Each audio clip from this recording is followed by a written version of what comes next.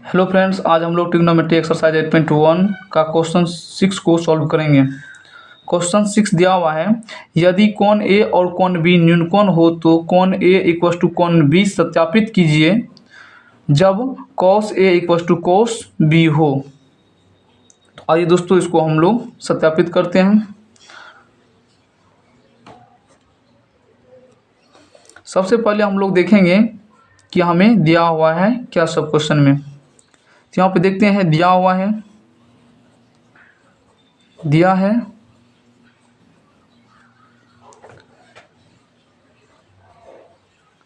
cos A equal to cos B।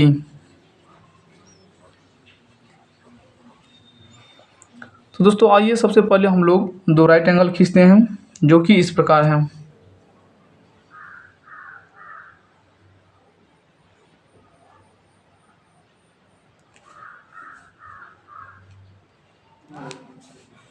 यहाँ पे C D A एक राइट एंगल है जिसका कोण डी 90 डिग्री है, और ई जी बी एक दूसरा राइट एंगल है जिसका कोण जी जो है 90 डिग्री है। तो आइए यहाँ पे देखते हैं, cos A equal to cos B दिया हुआ है, तो हम लोग यहाँ पे दोस्तों cos A का वैल्यू रखेंगे और cos B का वैल्यू रखेंगे इन ट्रायंगुलरों के साथ। तो यहाँ पे देखते हैं हम लोग, तो cos A इक्वल टू हो जाएगा आधार बाय कर्ण, तो आधार मेरा AD हो जाएगा, यहाँ पे कर्ण मेरा AC हो जाएगा। तो लिखेंगे हम लोग cos A इक्वल टू हो जाएगा AD by AC equal to हो जाएगा, यहाँ पे cos B अर्थात एंगल B के लिए यहाँ पे जो है cos B इक्वल टू हो जाएगा आधार बाय कर्ण अर्थात कि GB बाय EB।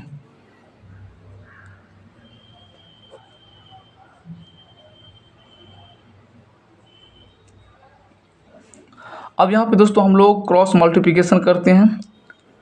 AD को EB से मल्टीप्लाई करेंगे और AC को GB से मल्टीप्लाई करेंगे, अर्थात क्रॉस मल्टीप्लिकेशन हम लोग करते हैं। तो लिखेंगे AD multiply EB equal to AC multiply GB। यहाँ पे देखते हैं AD यहाँ पे दोस्तों GB यहाँ पे मल्टीप्लाई है AC के साथ, तो ये मल्टीप्लाई यदि इस साइड आएगा तो डिवाइड में हो जाएगा, अर्थात कि GB यहाँ पे डिवाइड में कर देंगे, GB इक्वल टू यहाँ पे देखते हैं ये EB मल्टीप्लाई में है तो ये राइट साइड आएगा तो क्या हो जाएगा, डिवाइड में आ जाएगा, अर्थात EB। यहाँ पे अब हम लोग दोस्तों देखेंगे कि ये जो रेशियो दिया हुआ है इसका कोई ना कोई वैल्यू होगा जो कि हम लोगों को पता नहीं है, तो इसको दोस्तों हम लोग मान लेंगे के, मान लेते हैं दोस्तों इसका कोई वैल्यू के आया होगा, तो इसको हम लोग कंडीशन 1 मान लेते हैं। अब यहाँ पे दोस्तों देखते हैं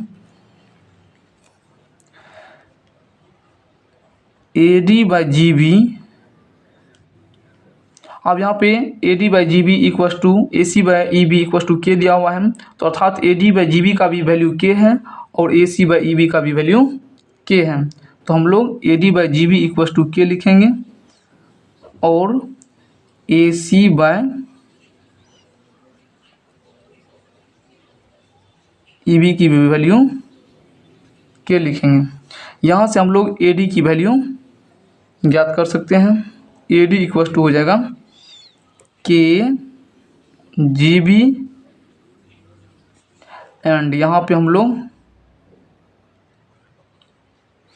AC की वैल्यू लिख सकते हैं के EB। अब यहाँ पे हम लोग दोस्तों देखेंगे राइट एंगल CDA में, तो लिखेंगे त्रिभुज CDA में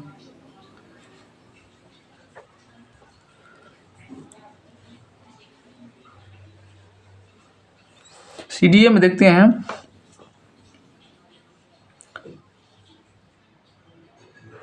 CD इक्वल टू हो जाएगा भुजा CD equal to under root A C का स्क्वायर माइनस ए डी का स्क्वायर, ये इक्वल टू हो जाएगा। यहाँ पे देखते हैं हम लोग ए सी का वैल्यू हम लोग निकाल चुके हैं के ई बी, यहाँ पे लिखेंगे के ई बी का स्क्वायर माइनस,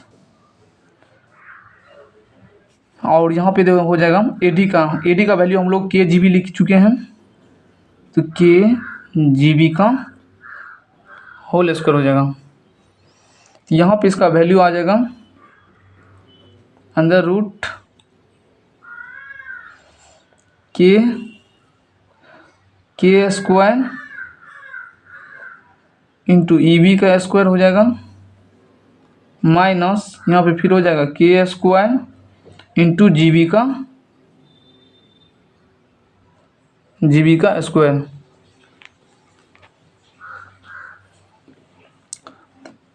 फिर यहाँ पे हम लोग लिखेंगे ये इक्वल टू हो जाएगा कि इसमें कॉमन बाहर आ जाएगा के स्क्वायर, फिर यहाँ पे बचेगा ई बी का स्क्वायर माइनस जी बी का स्क्वायर। यहाँ पे दोस्तों के स्क्वायर का वर्गमूल के आ जाएगा, फिर अंदर रूट बचेगा ई बी का स्क्वायर माइनस जी बी का स्क्वायर। ठीक इसी प्रकार राइट एंगल हम लोग देखेंगे ई जी बी में, तो लिखेंगे त्रिभुज ई जी बी में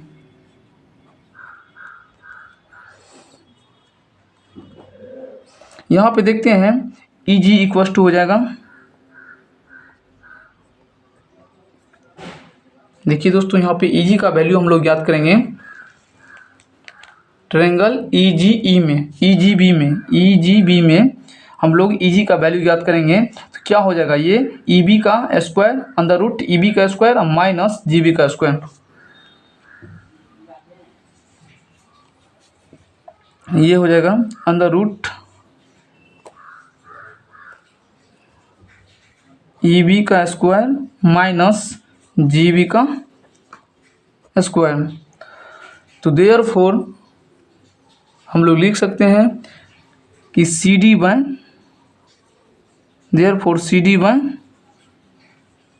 ई जी इक्वल टू हो जाएगा कि अंडर रूट ई बी का स्क्वायर माइनस जी बी का square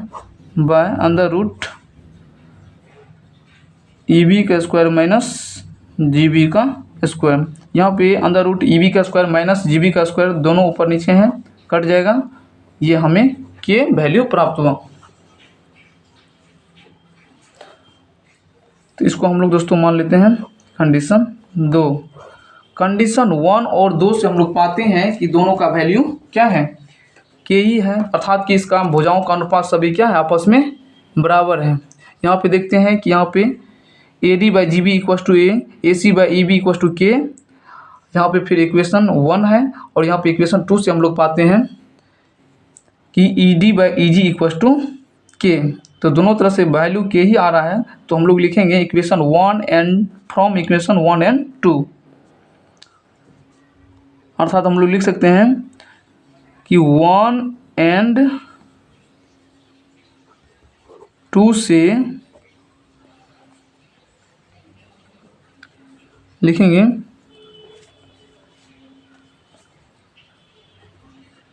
A D by G B equals to A C by E B equals to C D by E G. तो यहाँ पे दोस्तों देखते हैं कि ट्रायंगल सी डी ए और ई जी बी में सभी भुजाओं का आपस में सभी भुजाओं का अनुपात समान है। तो दोस्तों हम लोग जानते हैं कि किसी भी दो त्रिभुज में एस समरूपता से हम लोग दोस्तों जानते हैं कि किसी भी दो त्रिभुज में एक त्रिभुज की सभी भुजाएं दूसरे त्रिभुज की भुजाओं के साथ समानुपाती होती है, तो उस त्रिभुज के संगत कोण आपस में बराबर होते हैं। तो इसीलिए दोस्तों हम लोग लिख सकते हैं कि कोण ए इक्वस टू कोण बी प्रूव। दोस्तों हमारी वीडियो अच्छी लगी तो हमारे चैनल को सब्सक्राइब कीजिए और दोस्तों फीडबैक के रूप में कमेंट जरूर कीजिए।